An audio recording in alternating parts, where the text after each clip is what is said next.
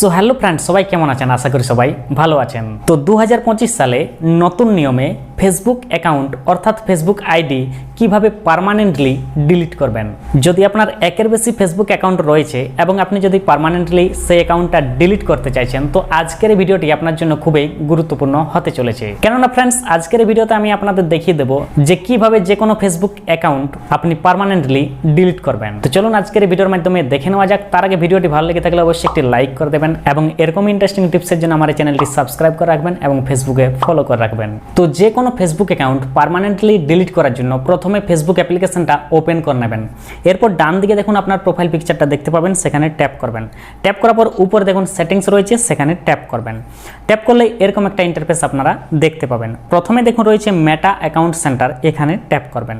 Tap করে দিলে এরকম একটা ইন্টারফেস খুলে যাবে। এখানে দেখুন একটু উপর দিকে স্ক্রল করবেন, এখানে দেখুন একটি অপশন রয়েছে পার্সোনাল ডিটেলস, সেখানে ট্যাপ করবেন।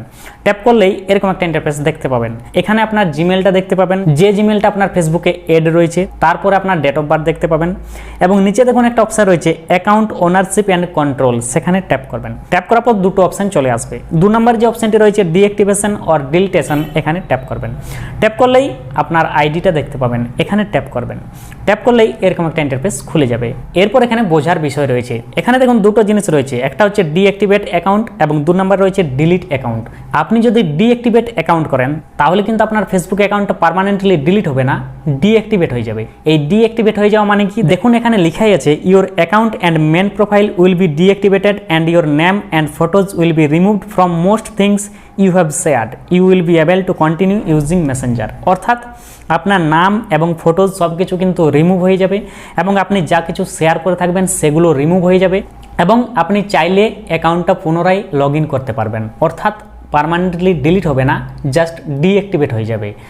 এরপর 2 নম্বরে যেটা রয়েছে ডিলিট অ্যাকাউন্ট, এই অপশনটা আপনি যদি সিলেক্ট করেন তাহলে আপনার ফেসবুক অ্যাকাউন্টটা পার্মানেন্টলি ডিলিট হয়ে যাবে। তো আপনি যদি পার্মানেন্টলি ডিলিট করতে চান কিভাবে করবেন দেখুন। 2 নম্বর যে ডিলিট অ্যাকাউন্ট রয়েছে সেখানে ট্যাপ করবেন। ট্যাপ করার পর এখানে নিচে দেখুন কন্টিনিউ অপশন রয়েছে, সেখানে ট্যাপ করবেন। ট্যাপ করলেই এরকম একটা ইন্টারফেস আপনারা দেখতে পাবেন। এরপর এখানে কন্টিনিউতে ট্যাপ করে দেবেন। ট্যাপ করার পর এখানে কিছু রিজন শো করবে, আপনি কি কারণের জন্য ফেসবুক অ্যাকাউন্টটা ডিলিট করতে চাইছেন। আপনি আপনার পছন্দ মতো এখানে সিলেক্ট করতে পারেন। আমি প্রথমে যে রিজনটি রয়েছে সেটা আমি সিলেক্ট করে নিচ্ছি। এরপর এখানে কন্টিনিউতে ট্যাপ করবেন।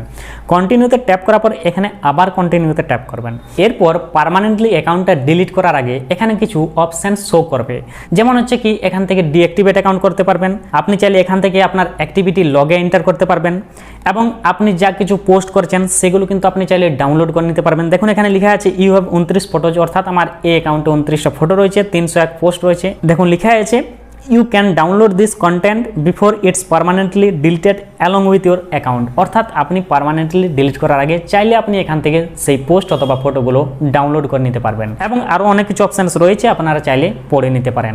এরপর দেখুন একদম নিচে রয়েছে কন্টিনিউ, সেখানে ট্যাপ করবেন। কন্টিনিউতে ট্যাপ করে দিলেই এরকম একটা ইন্টারফেস আপনারা দেখতে পাবেন। এখানে আপনার যে ফেসবুকের পাসওয়ার্ড রয়েছে সেই পাসওয়ার্ডটা এখানে দিয়ে কন্টিনিউ করে দেবেন। কন্টিনিউ করে দিলে আপনার ফেসবুক অ্যাকাউন্টটা পার্মানেন্টলি ডিলিট হয়ে যাবে।